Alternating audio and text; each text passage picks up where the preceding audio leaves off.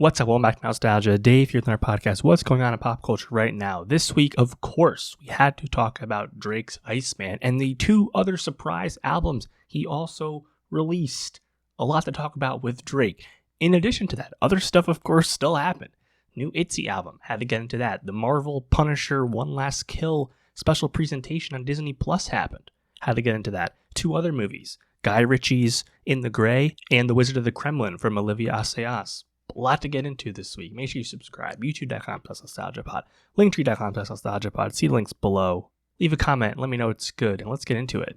What's up? Welcome back to Nostalgia. Dave here with a review of ITZY's 12th EP, Motto. ITZY back with their first release since Tunnel Vision came out last November. Since then, Yuna gave us her first solo project with Ice Cream. And most surprisingly, most out of nowhere for sure with ITZY, they've had a viral hit that came from none other than one of their past albums. Of course, That's a No-No became one of the biggest K-pop singles of the beginning of 2026.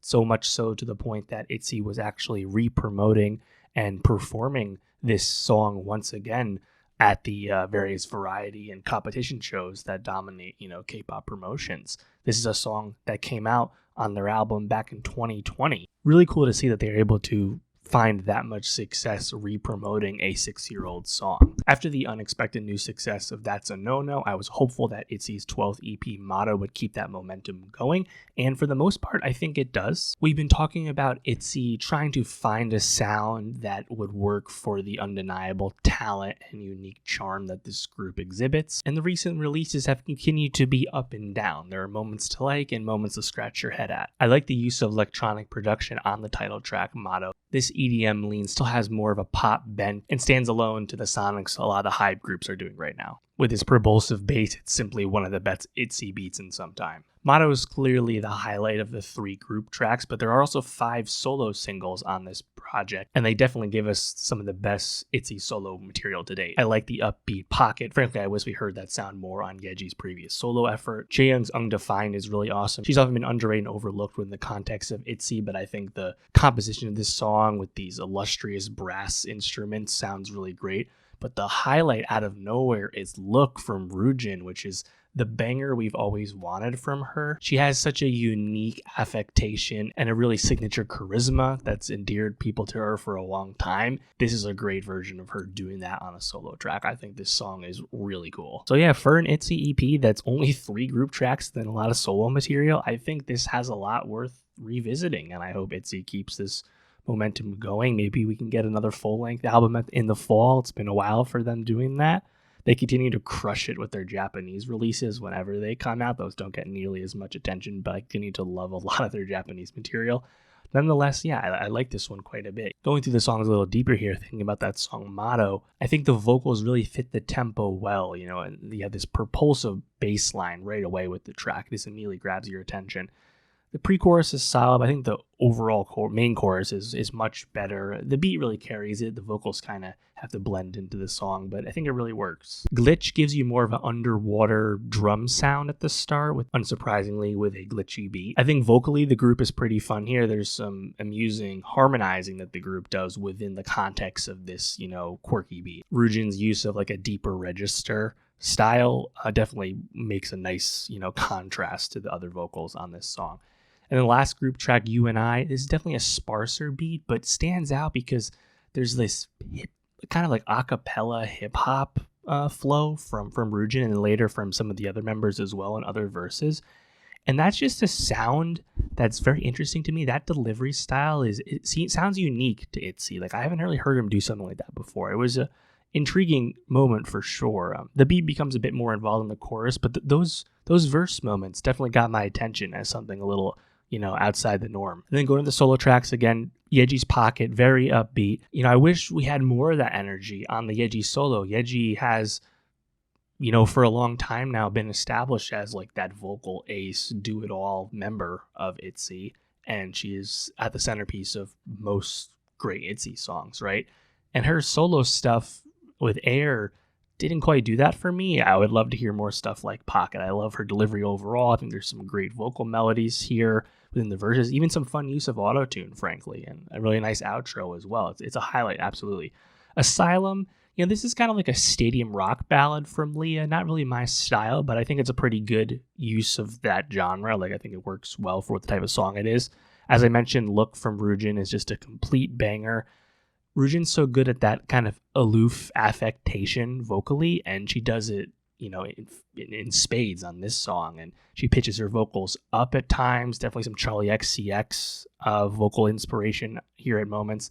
Chorus goes hard where the bass gets even deeper. And Rujin's vocal energy levels kind of go up and down. The vocals kind of go all over the place in the best way possible. I would love more of this from Rujin. I hope this is the direction she would pick for her solo album whenever that happens. Cherry Young's Undefined was just honestly a wow moment for me, just because I think the composition of this song is just really impressive. There's this like a lusciousness to that composition. Like those brass instruments, when they pop out, they really pop. Dancey song, nice tempo, quite enjoyable. And then Tangerine from Yuna, glitzy synths aside, even a nice vocal melody aside, the beat's just kind of a bit too messy on the chorus for me, and I think Yuna vocally herself, the vocals don't pop for me nearly as much. But yeah, ITZY's motto, hard not to, I think, come away from this as a success if you're an ITZY fan, if you've been wanting ITZY to get some momentum again.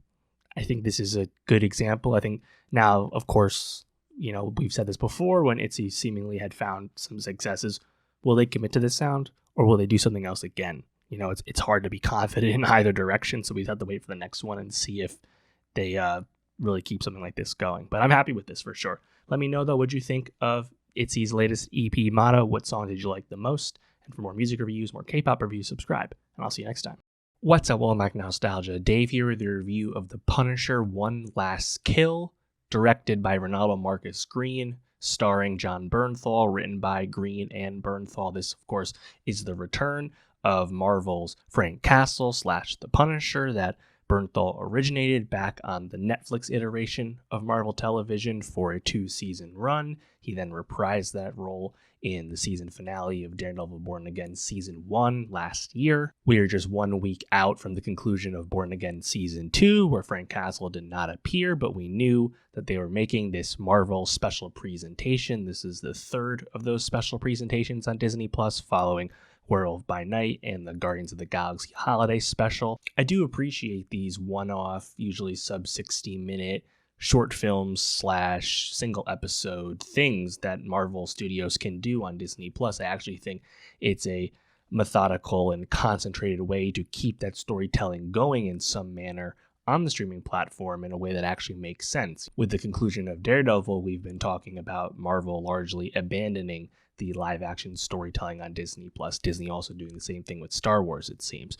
We've since got the dates that Vision Quest will be premiering in the fall and Ahsoka will be premiering in early 2027, but there's really not a lot on the horizon. So when you get something like Punisher: One Last Kill, you actually should kind of cherish it if this is something you like, because the pandemic days of the MCU and Disney Plus are long gone at this point. Curiously, despite the title of this special, One Last Kill, we know that Bernthal is reprising the role of Punisher once again in Spider-Man Brand New Day, coming out in July this year, because we saw him in the trailer. So I'm really curious how that's going to shake out, how consequential, how meaningful that appearance ends up being. And of course, it's not exactly illogical that that would happen, given all these stories are taking place in Marvel's New York City. And of course, Charlie Cox's Matt Murdock did appear in the previous Spider-Man film, which was the signal that they were officially bringing back in all the Netflix characters into the formal MCU fold.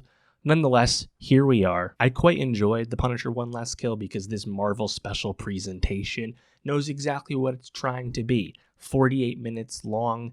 It has a really clear point of view and goals that it's trying to achieve with this brief story. John Bernthal's Frank Castle was a broken man, clearly suffering from PTSD. He's been through a lot. We've seen him been through a lot. If you've watched the first 2 seasons of that show, seen what his character's been through, losing his family. Early on, we see him lock away all of his weapons in a safe and go visit the graves of his family. But when a past foe wants revenge against him, he has no choice but to fight his way out. And watching John Bernthal's Punisher fight his way out for the majority of this runtime, a good 25-30 minutes of this special is Jon Bernthal kicking ass in completely R-rated fashion. It's a familiar yet effective framing that we recently saw in John Wick, where basically the whole neighborhood gets sicked upon the character when the bounty is placed on their head, and as a result they have to fight their way out, using the weapons of their dead enemies, improvising however they can, taking damage along the way. If you like Punisher action, this is exactly what you want, and I think it's really credible. Breaking arms, slitting throats, headshots, jumping off buildings, killing people with pens, whatever you can think of, he's basically done it. Is there much beyond the surface of this in terms of the writing, in terms of the subtext? No, not really, and I think that's why this made perfect sense as a one-off special. You can just take it for what it is, equate it to a more action-packed Punisher comic story. The Punisher One Last Kill has gone viral for unfortunate reasons regarding an unfinished VFX shot, and I find that particularly troubling because it was actually a practical effect of a stuntman falling off a building, and the face swapping of the stuntman with Jon Bernthal's appearance is what led to the issues. Obviously, there's a quality control issue with something like that getting out, not that we haven't seen this before with streaming, but why exactly was Marvel married to releasing this exactly 1 week after Daredevil Born Again Season 2's finale? What exactly was the rush with Spider-Man not coming out till the end of July? Given this was a one-off special, would it really been a problem to delay this an extra week? We do know that there's been job cuts at the VFX departments over at Marvel and Disney, AI cited as a cause with that. AI can't do everything. Here's a good example of it. There was also reports of audio issues, specifically I think with the mix. I didn't personally notice it. I'm curious if that was quickly fixed. Someone could point out exactly what that was. Let me know. Either way, that's something that obviously gets rectified quickly in the case of streaming, where they can just re-render everything. So it's not a huge concern. It's just kind of odd that a mistake like that would fall through, because I think it's unfortunate that the show is getting that kind of negative attention or clowning, because I do think this broadly delivers exactly what you're asking for. It's not particularly deep. There's nothing extra there, but I like seeing Frank go through the PTSD, and we actually see it manifested, him seeing visions of his past Marine comrades. We watch him cross out his Marine tattoo with a knife. You know, he sees a vision of Deborah Ann Woll's Karen Page, of course, from Daredevil, who was also on the Punisher show on Netflix. I think just the pain and the struggle is made clear in terms of, you know, just kind of the visceral energy and the literal manifestation of the PTSD.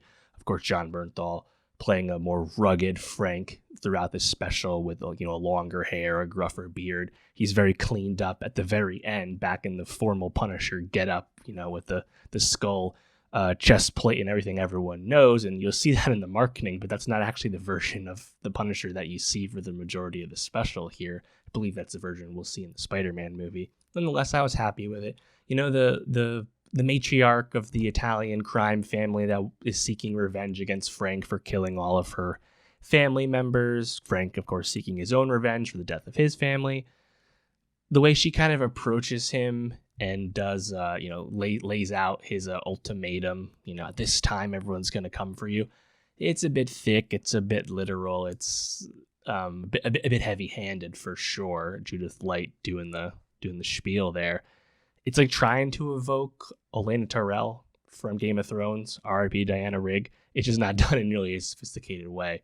You know, this was written by Ronald Marcus Green, of course, accomplished director, and Bernthal himself. And obviously Bernthal has achieved a lot of accolades for embodying Frank Castle in The Punisher. And I think he's pretty consistently held up as one of the best, you know, comic to screen, you know, casting, you know, additions, right? I think right alongside Robert Downey Jr.'s Tony Stark, Chris Evans' Captain America. I think right there, you would put Bernthal's Frank Castle, right? So you feel like he has a handle on the character. And to be charitable, there's not a ton of room to really accomplish too much in this runtime, given that you're trying to dedicate a lot of it to the action. I think at the end of the day, that is the number one attraction with one of these things. And this was a really effective and enjoyable return to form. You know, apart from the Daredevil finale last year, we'd have to go all the way back to 2019 when the second season of The Punisher came out. So it's been a long time to really see, you know, Bernthal kick that ass. But I think he does a really good job embodying that, you know, visceral style of performance. And, you know, he's been busy in I think an amusing way. I hadn't quite put this together, but Jon Bernthal was just on Broadway doing Dog Day Afternoon with, of course, Evan Moss-Baccarat, who we know from The Bear. Bernthal and Baccarat were just in a secret surprise released bonus episode of The Bear on FX, where, of course, they've shared a lot of screen time together, with Bernthal playing the deceased brother of Jeremy Allen White's Carm. And then, I actually hadn't put this together, but Evan Moss Baccarat plays Micro on the Punisher series back in Netflix. So they have actually quite the camaraderie and working partnership together, which is pretty cool. And now they're both in the MCU fold properly, with, of course, Evan Moss Baccarat being cast as the Thing in Fantastic Four next year. So who knows? Maybe they'll cross paths in Secret Wars. Who can say? But yeah, let me know what you think of the Punisher One Last Kill special. Did you like this for what it was? What do you think of him appearing in Spider-Man in 2 months? Where are you at with that? Do you want to see more of Bernthal? Frankly, I think after a multiversal reset that we expect to happen with Secret Wars, I wouldn't be shocked if they keep Bernthal in the role and eventually bring him back in some regard. Well, why not? If you want to bring him back, I don't know how you could really do much better than what you've been doing. Let me know where you're at with this. And let me know where you're at with Daredevil Born Again Season 2, which I also just reviewed. And for more TV reviews, subscribe. And I'll see you next time. What's up, Womack Nostalgia? Dave here with a review of In the Gray, the new action thriller film from Guy Ritchie, starring Jake Gyllenhaal, Henry Cavill, and Isaac Gonzalez. This is Guy Ritchie's 7th film of the 2020s. Post-Aladdin, Guy Ritchie continues to stay incredibly busy making these action films in his traditional lens. Perhaps most interestingly about In the Gray is that this film was shot quite some time ago, actually at the end of 2023. And it ended up having its initial release delayed by Lionsgate, to the point where Lionsgate decided to sell the rights, and Black Bears actually picked up this movie and is releasing it. Lionsgate seemingly has gotten out of the Guy Ritchie business, at least for the time being. Guy Ritchie does have 2 more movies already in the can in post-production, one of which is coming out this October, Wife and Dog. Both of those upcoming movies are also with Black Bears, so it seems like production and distribution partnerships for Guy Ritchie have shifted. And why might that be? I mean, if we reflect on, this 2020s run from Ritchie, it's been prolific, right? And I even think the quality has been pretty solid. I think if you like his brand, especially his dry humor, whether it's with a Jason Statham style lead or something a bit more serious, either way, if you like that sort of thing, he largely delivers. It's just not the most ambitious fare.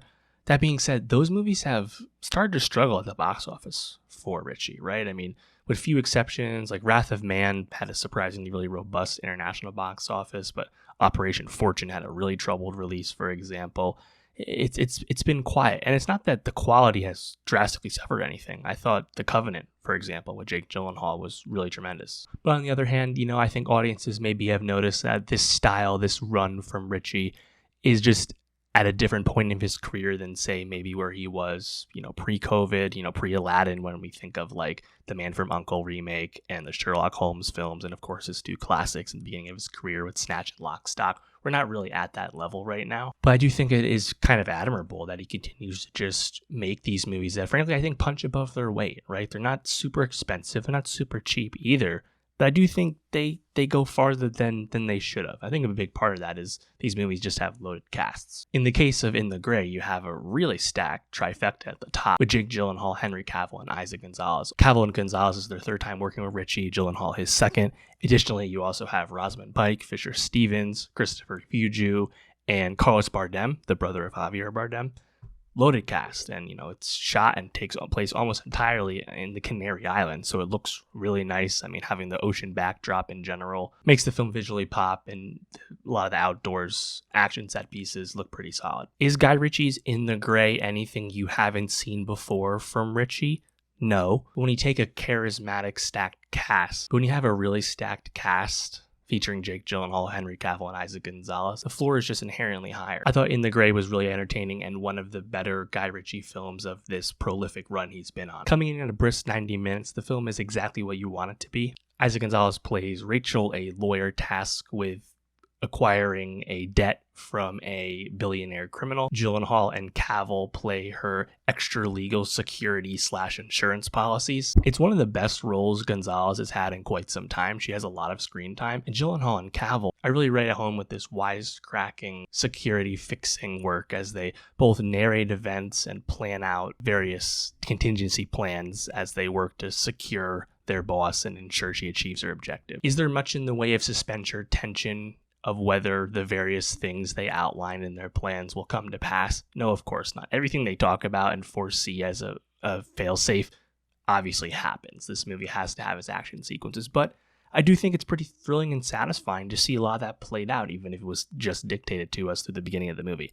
Maybe that exposition is a little bit heavy, maybe it drowns on a little too long, perhaps, but I still enjoyed it. There is one scene at a bar that feels particularly contrived, but I think the execution of the scene is still satisfying enough that you kind of don't mind. The film does have a ending that's pretty neat and perhaps pretty abrupt, in a sense, because there's all this exposition between Cavill's Sid and Gyllenhaal's Bronco throughout the beginning of the film, right? Them and their small crew have kind of canvassed the island that the billionaire calls home, and they've planned for various extractions for Rachel should her ability to secure the debt fail and they get aggressive with her. Even though that's going to happen, I really like them going through all of it just because I think visually the various locations on the island work pretty compelling. There's plenty of chase sequences, plenty of fighting, plenty of gun violence. Like, it's all those things you asked for. I think Fisher Stevens also was quite enjoyable as the billionaire's lawyer who finds himself outwitted and outplayed by Rachel. We fully understand how Rachel and her crack team of both legal and extra legal support staff, we understand how they're able to get the best of the billionaire Salazar in court. Perhaps it would be a bit more confusing if the film tried to dwell on any of those things, but it doesn't. It really keeps it all moving, and you're just able to roll with it. I think Rosamund Pike's role as the, asset management firm who hires Rachel to secure the debt, I think that extra layer is introduced kind of in the beginning of the film, the end of the film, and really nowhere else. Don't think that was really necessary at all. It's kind of a nothing part. Pike is returning for Ritchie's next film later this fall, for what it's worth. But yeah, I think for what this is, for what expectations are for Ritchie nowadays, this exceeded my expectations, and I thought it was just quite entertaining, honestly. Would I like Ritchie to make movies with a little bit more ambition and hopefully reach a higher quality level than he's done with this prolific run? Of course I would, right? Of course I would love him to get back to something like Snatch or Lock, Stock, or even the Sherlock Holmes movies, right? Just his visual flair is still present, but not to the same degree it was back then. And that style of filmmaking really got him a lot of fans, and he's not fully back to that by any means. Maybe he can get there one day, but he seems to be just really enjoying the work at this point, and we'll see how this partnership with Black Bear continues to operate. Black Bear obviously is a pretty nascent production company for sure, a little bit more experienced distributor, but he's working on the margins at the moment, right? And if Lionsgate wants to move on, you're kind of running out of options. So I'll be curious how often he's able to make movies that have budgets, this high. This is, several tens of millions, right? This is not a cheap movie necessarily, even if it's, pretty tactically made with one location for the most part. There's a very brief interstitial scene in Saudi Arabia. The Saudis notably were co-producers, co-financers of this film. You see that in the beginning. But yeah, let me know. What'd you think of In the Gray? What'd you like most about it? And for more movie reviews, subscribe. I'll see you next time. What's up, Womack Nostalgia? Dave here, the review of The Wizard of the Kremlin, the new political satire drama film from French director Olivier Assayas. Assayas, of course, one of the most celebrated directors in world cinema. It's been more of a quiet time for him. He's only had a few movies come out in the last, 7-8 years or so. Most recently, of course, he did HBO's Irma Vep miniseries starring Alicia Vikander. Of course, back in the 90s, the Irma Vep movie was from Assayas, bit of a full circle moment. That miniseries starred Alicia Vikander, who is back in the fold for this new movie. The Wizard of the Kremlin premiered back at Venice last year, and despite some mixed reviews, I really had a lot of time for this movie. The Wizard of the Kremlin tells the story of Vladimir Putin's rise to power, and we learn this story through the lens of Paul Dano, who plays the power broker who navigates Putin's rise as Russia becomes increasingly more authoritarian as it leaves the 90s and enters the 2000s. As a result, you get a movie that's quite the crash course in modern Russian history, covering tons of very significant events: the Second Chechen War, the Kursk disaster, the invasion of Crimea. The movie does a good job of showcasing how the pursuit of power and widespread corruption changed the optimistic view that many Russians held in the 90s post the Soviet Union's collapse. And even the fictional characters in this story have some clear, obvious analogs to real people. Even though the film isn't able to go super in depth on any one event covering a good 20 years of history, how could it? I still think it did a really good job at holding tension. Jude Law continues to really crush it in this part of his career. bringing his reserve charisma quite expertly into the role of Putin. My only issue would be the framing device, which I don't think really added too much. Paul Dano's character is reflecting back on his past, telling his view of these events to Jeffrey Wright's journalist character. But watching everything unfold, I thought was just really captivating. I had just had a lot of time for this movie because even though it doesn't go super in depth on things, I think it still comes across as like really sophisticated and like, intelligent portrayal of these events as it's going through. It felt richer than just like kind of like a Wikipedia like glossing over of events. Paul Dano plays Vadim Baranov, but Baranov is very obviously inspired by Vladislav Surkov, who used to be Putin's right-hand man, effectively the modern-day Rasputin, this, chief of staff, maker of the magic type of guy. The film does a good job of establishing Baranov's privileges and motivations as someone who didn't suffer from the worst of life under the Soviet Union because his father had some status within the party. And then you see Baranov holds a type of grudge after watching his family power go to nothing after the Soviet Union collapses. And then we see him, go to college, and we see, the wild 90s of Russia portrayed, which of course is a very infamous time for both good and bad. And, before you know it, I think the movie's really showing you the influence of media corruption and the widespread, economic corruption as the oligarchs or people who would become the oligarchs monopolized and capitalized on the Wild West that was the Russia in the 90s. The film does, I think, a really good job at getting to that point.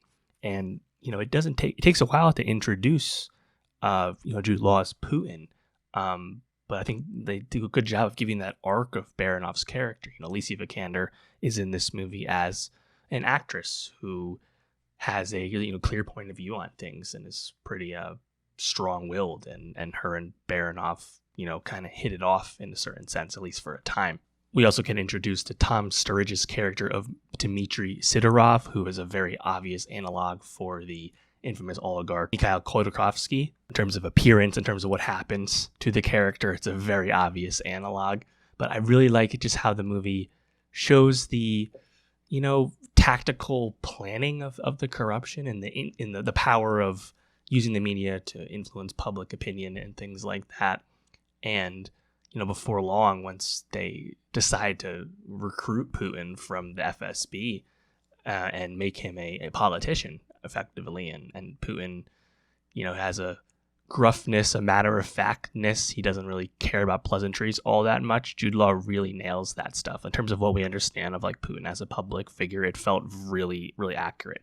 No one's really trying to do a Russian accent in this movie. I didn't really mind that. I'd rather them not try at all than give us borderline or bad Russian accents. But once Putin's in place, and once we've clearly left like the 90s Russia in the story, and we're transitioning to the, backsliding of Russia as Putin's, regime takes hold, that's where I think it gets really, really good as a movie, because it's almost like a peek behind the curtain as we're reflecting back on infamous events in Russian history from the 2000s onward, right?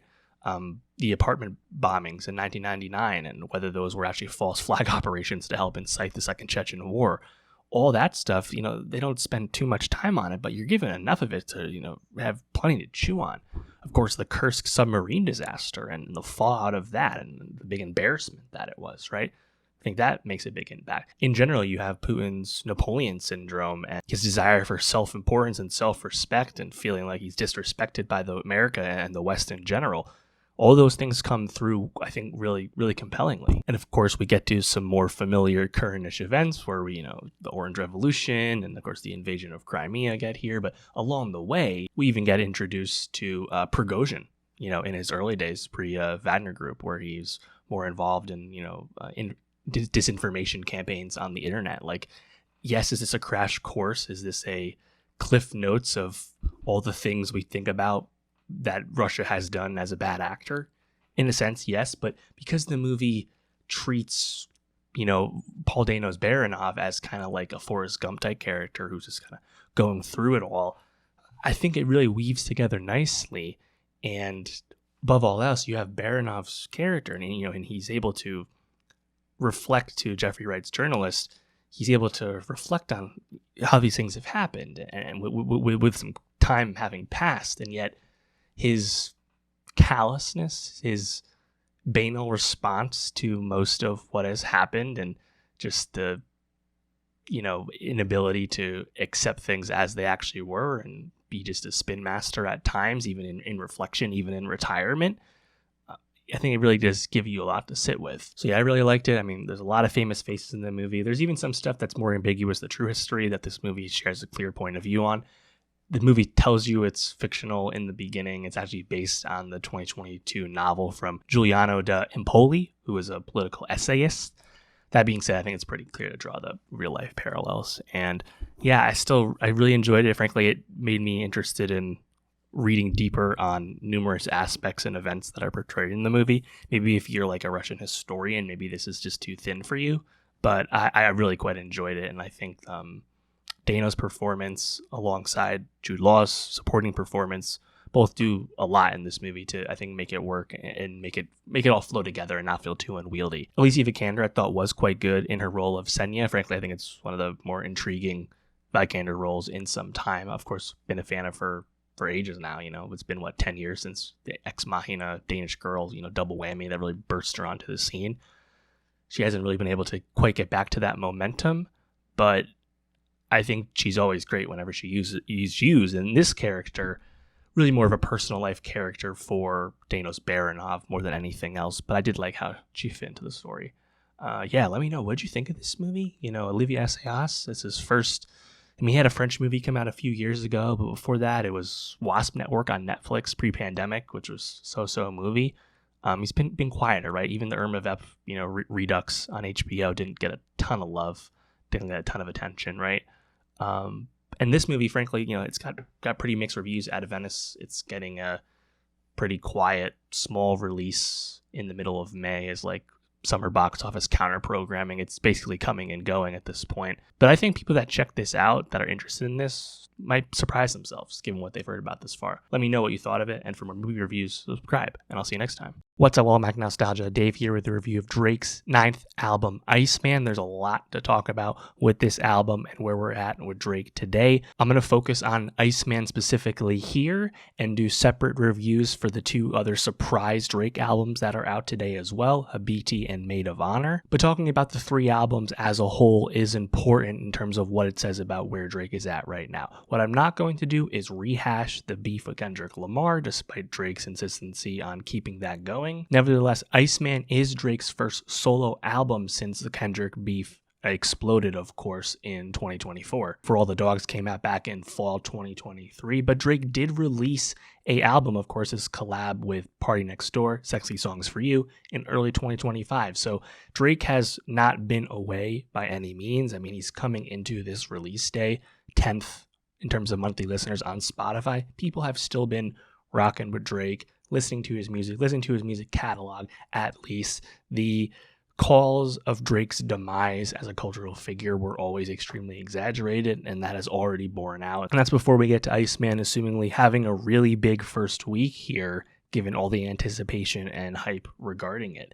And, I think there's genuine hype anticipation from Drake fans. Obviously, there's a very sycophantic side of Drake fandom that's very tough to be with online. But I think there's also just a lot of interested observers about what exactly Drake would get into. How would he address everything he's been through in the last, year and a half or so in the solo record form, because he didn't really do any of that on Sexy Songs for You. Of course, Sexy Songs for You did still give us a significant hit in Nokia, which was one of the best songs of last year, one of the best Drake songs in recent memory, frankly. I also had a lot of time for Die Trying on that album. And then what ended up being the formal lead single to Iceman, What Did I Miss, came out back in last summer, several months ago, which is a song I also like quite a bit. Nevertheless, there's been a lot of anticipation and build-up for Iceman, these massive sculptures in Toronto, these various live streams revealing song titles, numerous music video components. And of course, that brings us to the actual release day, where Iceman is accompanied by two surprise albums in Habibti and Maid of Honour, which had no hype or lead up or hinting that they would exist at all. And, over the course of Iceman, Drake does allude to issues with his label. He mentions Lucian Grange. We of course know he's actually in a lawsuit with Universal Music Group over how the rap beef played out. Of course, Kendrick Lamar also under the UMG umbrella. A lot of people have made light of the fact that Drake is actually concluding a rap beef with a lawsuit. I'm not going to rehash that.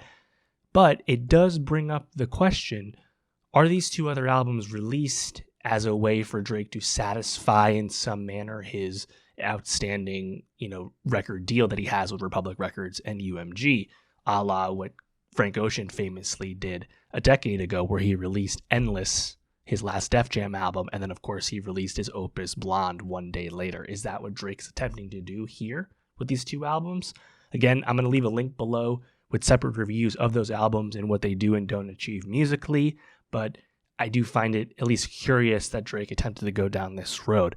That being said, this does lend itself directly into Drake's worst instincts as an artist and a pitfall that's followed him throughout his rap career, which is his inability to self-edit. We're at the point now where the majority of Drake albums can be called bloated and too long. He has never been a great album artist for this reason. And that's not to say that there aren't Drake albums that are littered with amazing songs and great hits. Of course there are.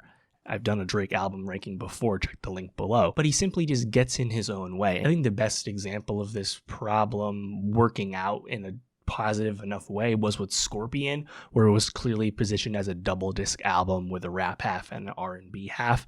Here today with Iceman, Habibti, and Maid of Honour, you have at least two clear genre pivots with the other two albums. Habibti more of an R&B album, Maid of Honour more of a dancey follow-up of sorts to Honestly Nevermind. You can at least see the distinction. Whether the quality is there is a different story. Again, check my other reviews out on those albums. But Iceman in and of itself is a fully formed album with 18 songs, 68 minutes in length. Drake's 9th album, Iceman, is clearly the best of the 3 albums released here, but it does suffer from a lot of the similar problems that recent Drake albums have had. This album is quite long and could have been trimmed to be more of a cohesive message than it ends up being, and when processing it alongside 2 other albums, the sheer bloat of this release day is hard to get past. We have to go a good 10 years in the past to find a Drake album that wasn't way too long. That said, when Drake is at his best on Iceman, there is a lot of intriguing vocal effects on display, creative uses of auto-tune, Drake pitching himself way up and way down, seemingly chopping and screwing his own voice. There's a lot of fun decision making on hand there, Drake demonstrating a lot of that vocal versatility that of course he has become famous and so successful with. Production-wise, there is also consistent switch-ups and changes in terms of the structure of the song and the vibe of the song. When the songs are good and working, they do keep your attention because they continue to evolve throughout the runtime. There are 4 easy highlights for me off Iceman: Janice STFU, Shebang, National Treasures,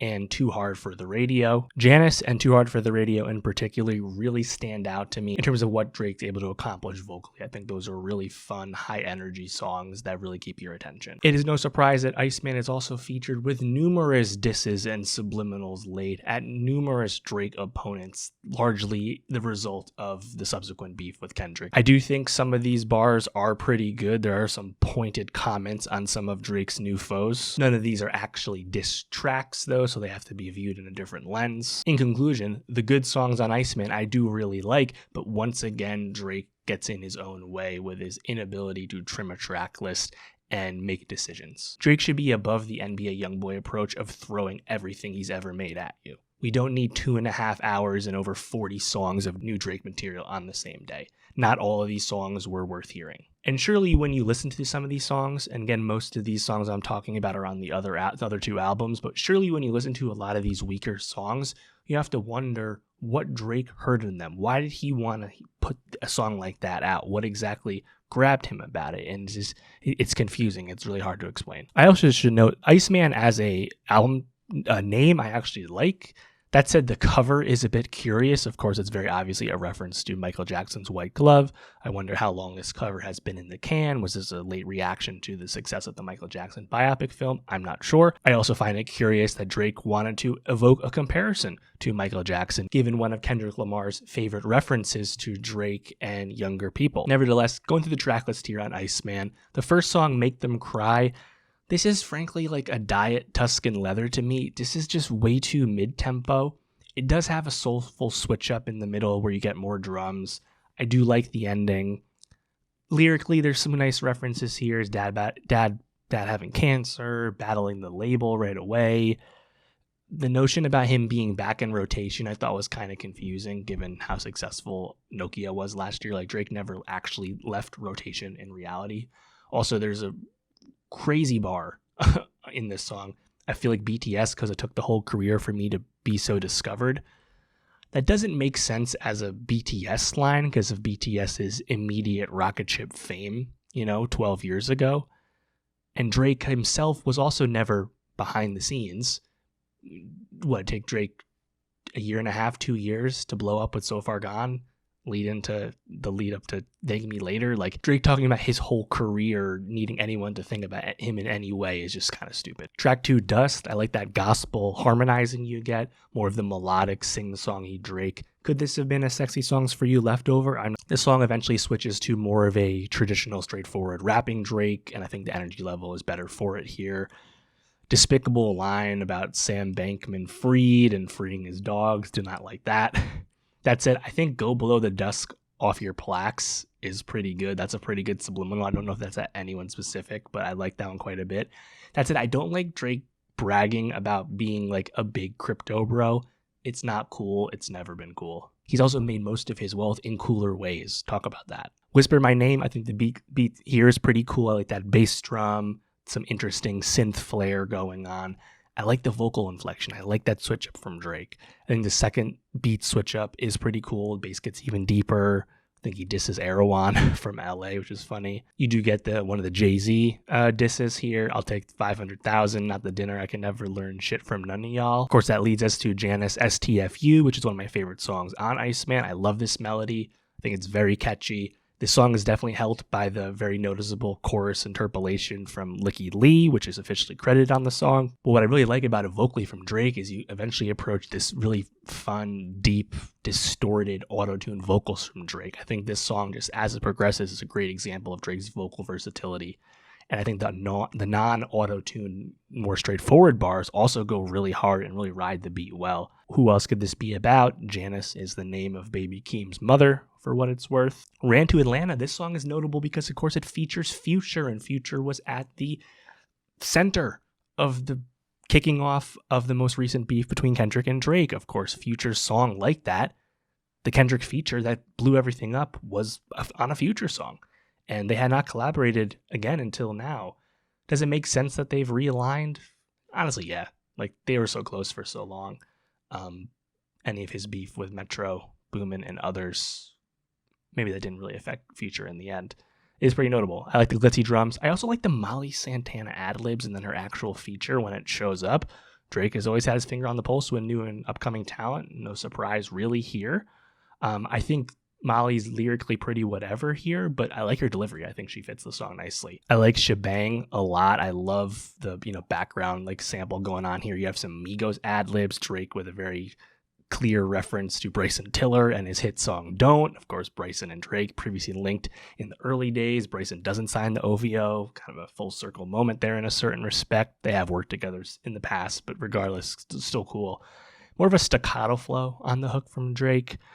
I do think it's a fun and light song that has a nice switch up into a slower flow from Drake. Definitely one of my highlights for sure. Make Them Pay. This is, one of those storytelling Drake songs. And I think a lot of these, the energy level that Drake has when he does songs like these nowadays, it's just not enough more often than not. And this has been a problem with For All the Dogs and Certified Lover Boy, going back to Scorpion Views even. Like, Drake's, I think, struggled to consistently do songs like this unless the beat's like really there. And I think the beat here is solid. It's smooth.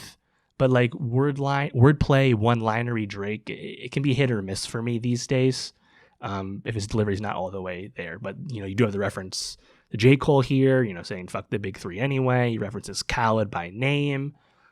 This is Rick Ross. Dog I was Aiden Ross switched streams before Aiden Ross had ever streamed. I think it's a good line. It's pretty whack that Drake is like legitimately friends apparently with Aiden Ross, who's a despicable character. But I think that song has some interesting moments. Burning Bridges, illustrious beat for sure. I love the keys. I love the bass drop. Another like chopped and screwed version of Drake's voice on display here, directly referencing Back to Back, his Meek Mill diss, Bodied by a Singing Dude comes back. I think the hook here, though, it's pretty nice. On this song, you get one of the A$AP Rocky subliminals. Your baby mama ain't even post a single, damn, where's she at? I did really like A$AP Rocky's Stole Ya Flow from earlier this year on his album. I think Rocky, the way he talked about it too, well within his rights to throw something at Drake. I was happy with that, and I think this is a fair response as well. Next up, National Treasures, one of the best songs here for sure. I think it's really hard, more of a faster flow from Drake over some trap drums. This beat is produced by Wraith 9. Of course, Wraith 9, the eminent producer in UK hip-hop these days, of course, the sound behind SD Kid. I really liked the opening flurry of bars ending with the Chargers like COVID, they'll catch it together, inserting then a cough cough directly on beat. I thought that shit was really great. Drake playing with his voice once again throughout the course of this song. I think it's a really cool beat as it evolves and shifts. A highlight for me for sure. Bees on the Table. This is a clear miss, featuring 21 Savage, who's always been a Drake ally throughout all this beef. Of course, they did her loss a few years back, Mr. Right Now before that, and Savage Mode 2. Pretty storied collaboration between the two of them at this point. 21 sounds so bored and uninterested, and the hook he's actually doing is repetitive and bad. Like this song sucks, honestly. That leads us to the lead single, What Did I Miss?, which I was a fan of genuinely when it came out last year. I like the melodic delivery from Drake. I like the triumphant horns, calling back the trophies. I think the BTC line is cool, not because he's bragging about crypto, but I just think it was kind of witty bars. Down last week, now it's up this week. Like I just kind of like the turn of phrase he does with that. Also a song with a great switch up and introduces a really completely different vibe halfway through. Plot twist. This one is like vaguely like drill vibey. It's not a drill beat, but the eeriness to it kind of brought me down that path.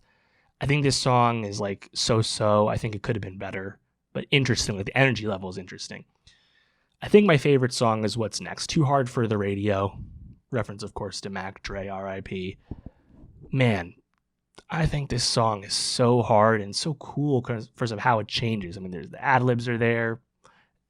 Early on, it's like a boom bap flow from Drake, which is cool to hear. Of course, Drake doing more of an old school flow, given how much credit Kendrick has gotten, referencing, older hip hop and that kind of convention.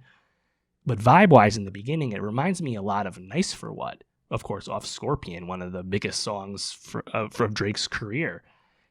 It's cool, and as the song shifts and it changes a lot, this is a great example of Drake as like the ultimate rap chameleon. He can really do whatever he needs to on a song. He truly is that versatile. I like the auto-tune here. This is auto-tune taking it up and taking it down. Tons of switch-ups here.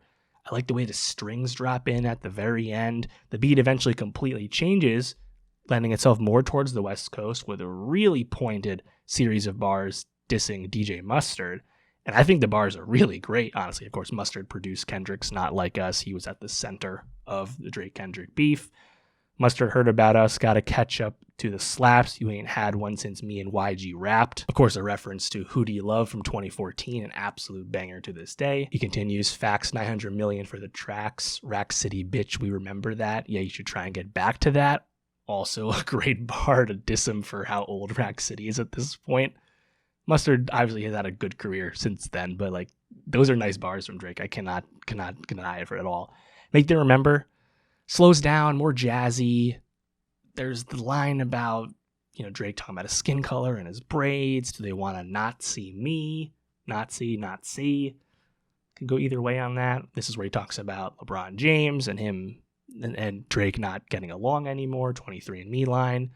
He also disses Kendrick Lamar, calling him Muggsy Bogues and saying even Muggsy Bogues dunked once or twice. Got to give it to him. Like, kind of clever. I like it. Kendrick is short. It's pretty good.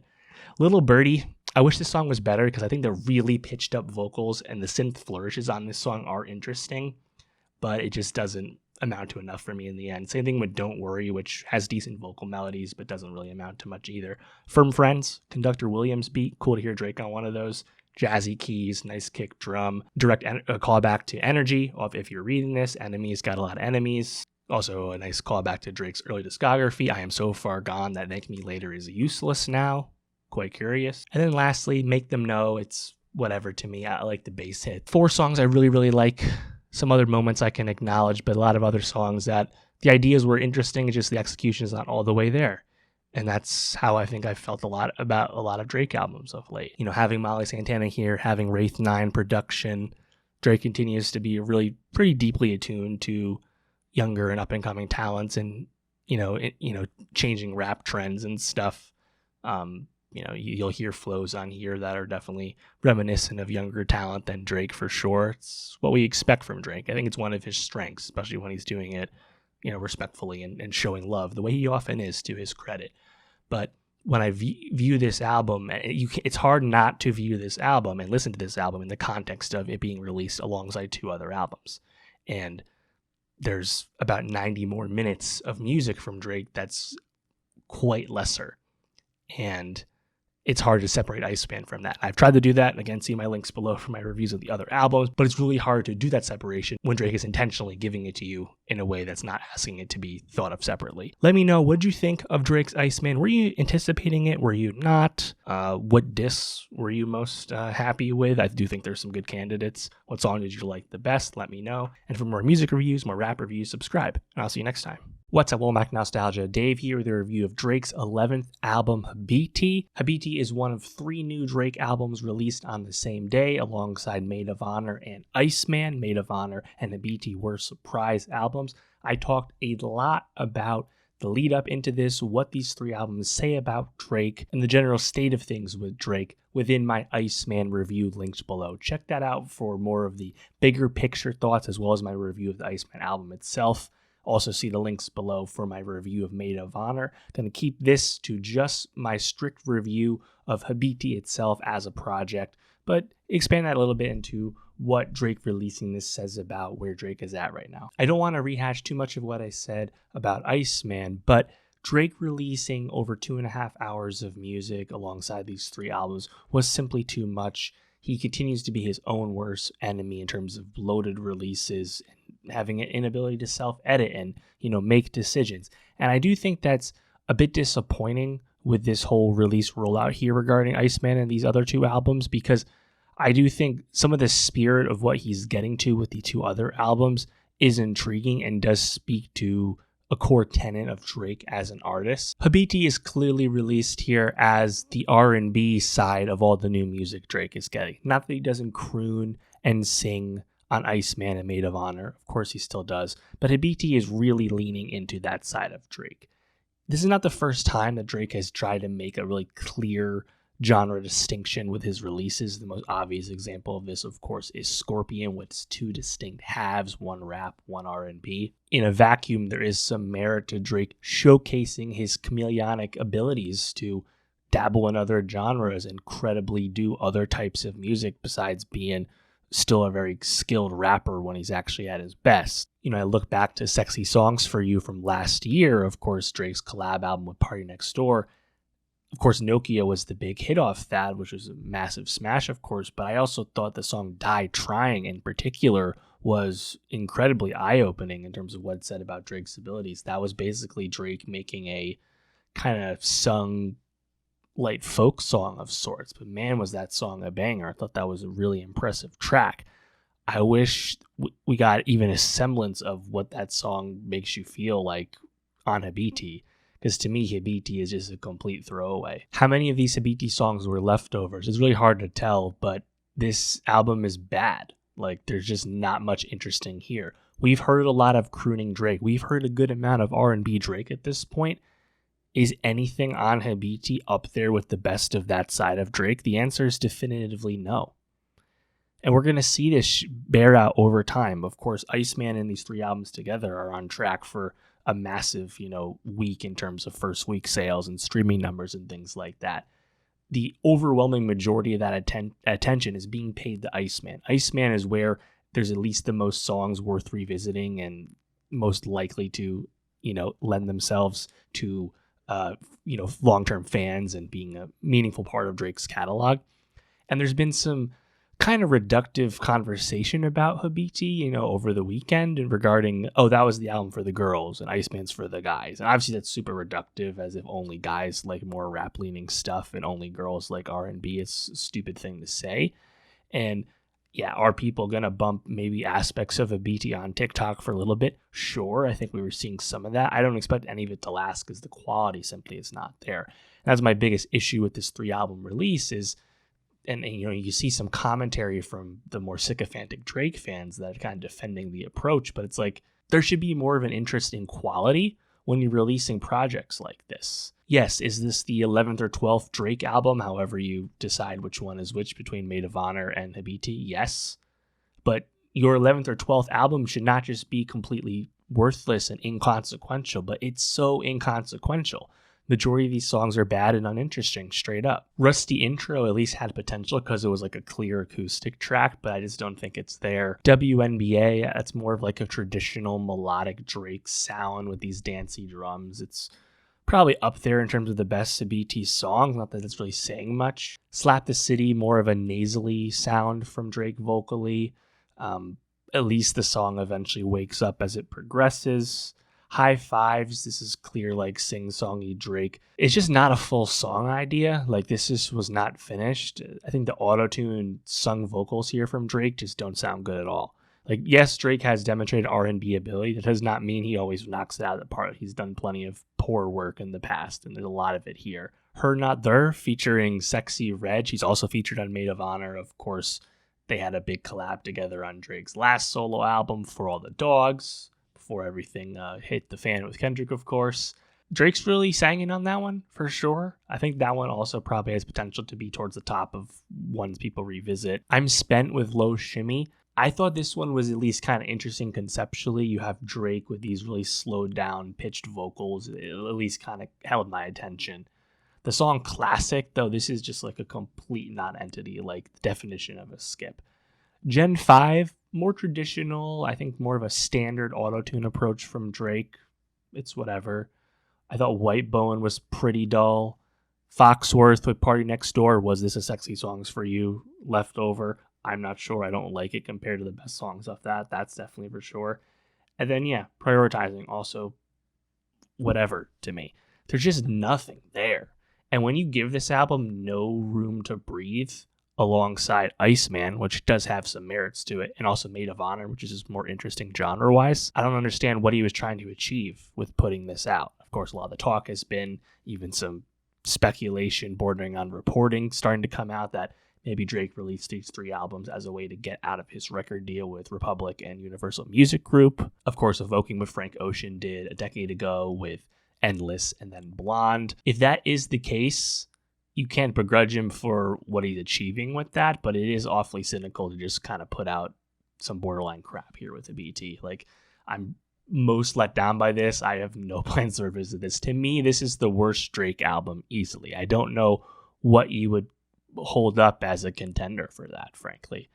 I think Habibti's pretty clearly the worst Drake album. It does help that at least Maid of Honour is a lot more interesting and compelling as the other secondary work here. But see the links below for my Iceman review and my general Drake discussion in terms of where Drake is at today. And let me know where you at with all these Drake albums and everything Drake after this huge data dump we've just had. And for more music reviews, more rap reviews, subscribe. And I'll see you next time. What's up, welcome back, Nostalgia. Dave here with a review of Drake's 11th/12th album, Maid of Honour. Of course, this is one of the 2 surprise albums alongside Habibti that Drake dropped alongside his much anticipated and hyped Iceman album. See the links below. I talked a lot about what Drake has accomplished and not accomplished with these 3 albums together within the Iceman review. I will try not to rehash myself too much here and just strictly stick to reviewing Maid of Honour. Of course, see the links below also for my review of Habibti, which I find a lot less successful than what Maid of Honour does. Overall, I am not in favor of Drake's data dump approach here over 2.5 hours, 40 songs of music all in one day. Artistically and creatively, I find this lacking. And of course, Drake has given us genre pivots before. The obvious Habibti analog is the second half of Scorpion, which was clearly R&B, while the first half was rap. But Maid of Honour has a even more clear analog because you could pretty distinctly compare this to Drake's Honestly Nevermind, Drake's first true dabbling in like Jersey club music and just straight up more electronic music as an artist. More abstractly, we could compare this album to say what he did with More Life, his mixtape from 2017, where Drake really has dabbled into for the first time, dance hall and other genres as well. Drake is chameleonic. Drake can dabble in multiple genres and multiple sounds. It's one of his best strengths when he's doing it well. Honestly, Nevermind, frankly, in its time, was underappreciated. I mean, the biggest song off that album was Jimmy Cook's 21 Savage, which of course was a traditional Drake and 21 song, the prelude to that Her Loss album, of course. But honestly, Nevermind, for what it was doing, had a lot of compelling elements to it. I still have a lot of time for Texts Go Green. And now we're here with Maid of Honour, which is another electronic pivot, diversion, new path forward, however we want to put it, for Drake. And it's clearly much more interesting to Habibti, which I just view as a really bad R&B album, frankly. There's really nothing to be interested in about that. Maid of Honour, though, there's just cool choices here. I mean, there's production styles and delivery styles that Drake has never done before. And having him take that versatility that he's had for so long and divert it into new directions and new interests, that's compelling. That's what we want to hear from an artist pushing 40. Hearing that from an artist with their 11th or 12th album, that's really significant and uncommon. And if you compare this whole moment in timing of, Drake having so much to say about all his enemies and foes on Iceman, of course, right? Iceman inextricably linked to the fallout from the Drake-Kendrick Lamar beef. Maid of Honour perhaps accomplishes even more than what Drake attempts to do on Iceman with his various disses and subliminals and whatnot, because most of the people, Drake is calling out there cannot make an album like Maid of Honour. Does that mean I think Maid of Honour is particularly great? Do I think this is one of the best Drake albums? No, I would still put this towards the bottom of his discography, though it's clearly a step up from Habibti, which I put at the very bottom of Drake's discography, bar none. But there's interesting choices here on Maid of Honour, and that's truly not nothing. I just wish this album, frankly, was coming out at a different time, so there was more room for this album to breathe and be appreciated on its own merits. It's hard to get out of that Iceman shadow and just the sheer glut of all the music he put out here. Even if Drake was solely releasing this to get out of his record deal with UMG and Republic, why not wait a month and then put it out and accomplish your same means? I think this album actually had interesting elements that could have deserved more attention than it's probably going to end up getting. Iceman is going to consume most of the attention. On that first song, Ho Phase, I quite enjoy those looping drums. You have these Drake vocals also kind of looping as well, echoing with the spatial audio going on. It's not like the most fully formed track, but it kind of sets the tone for you there. Road Trips, a lot of bass here, singing Drake still. But I like those call and response moments with the background vocals. I think it's pretty cool. Outside Tweaking features Stunna Sandy, another young new collaborator, much like Weird Molly Santana on Iceman. Drake always has his finger on the pulse in finding new artists, up-and-coming artists to show love to and collaborate with. I like Drake's fun, like flat affectation on that song, like that kind of flatness, that dulled down but not dull delivery style is a bit new for him. I think that's at least a bit intriguing on this type of music. I do think it works. Cheetah Print, likely to be the biggest hit off Maid of Honour, also featuring Sexy Red, who was on Habibti. This is a very clear, overt sample of Peggy Gou's It Goes Like Na Na Na, which is a great track, cool sample. I think it because the sample's so integral to this song, it almost feels like a Drake Sexy Red remix of sorts of the Peggy Gou track, and I think it's pretty cool.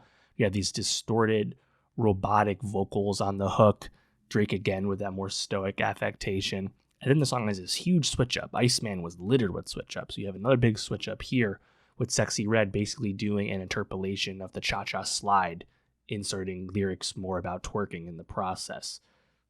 Crazy switch up for sure, but I think that moment is pretty prime for TikTok virality, if we're being honest.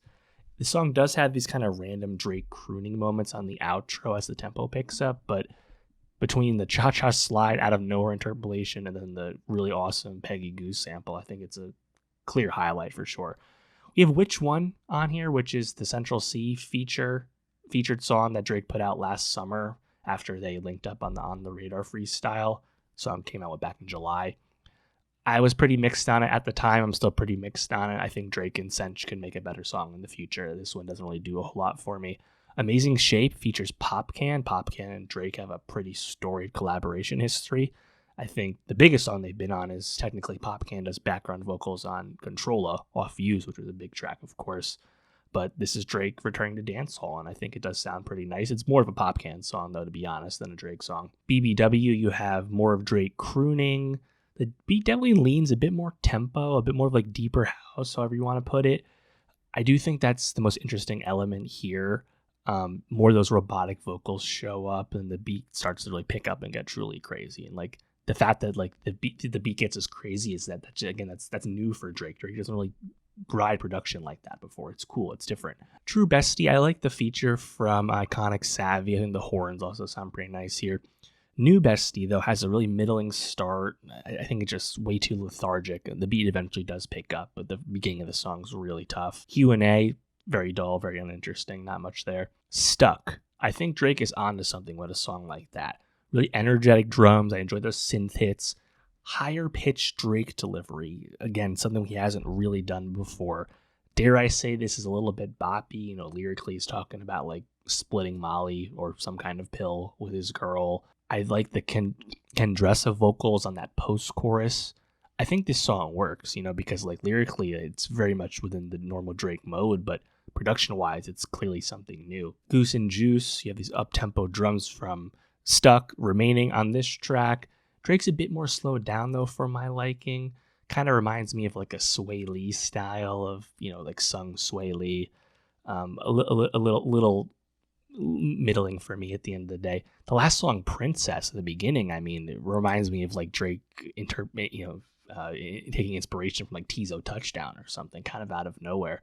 Also, there's a lot of distortion on that track. So like, is this like a overwhelmingly positive review of Maid of Honour? No. Again, I think this is towards the bottom of the Drake discography, but there's interesting choices here in terms of production, in terms of delivery, in terms of mixing. Like that alone has me at least appreciating it for what it is on its own merits. And I do think it would have been interesting if this got released separately.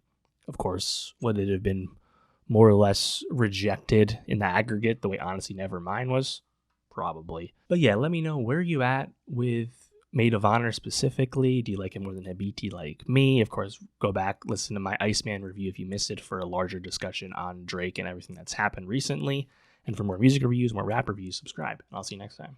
All right, that's going to do it for the pod this week. Next week, of course, The Mandalorian and Grogu, the latest Star Wars movie, the first in 7 years, is finally here. The conclusion of The Boys' 5th and final season. Boots Riley's new movie, I Love Boosters, his first film in 8 years. And also new music from Fake Mink and La Seraphim. A lot to get into for this Memorial Day weekend. Make sure you subscribe. youtube.com/nostalgiapod, linktree.com/nostalgiapod. See the links below. Leave a comment, let me know it's good, and I'll see you next week.